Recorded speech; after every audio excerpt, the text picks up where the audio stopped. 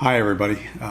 Just recently I watched a couple of photographers, YouTube photographers, landscape guys over in the UK, and there was a discussion between them on via their videos about summer photography.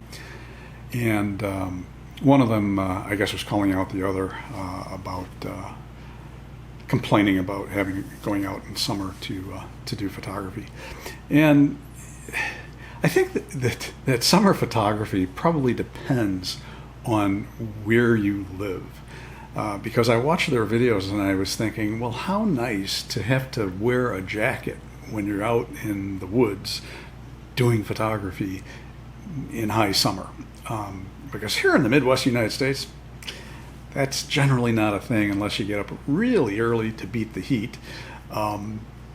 So here in the United States, we have the three H's, I should say the Midwest United States: heat, humidity, and haze. So generally, if it's 90 degrees Fahrenheit, 32 degrees Celsius or above, going out into a steamy woodland is not a fun thing to do.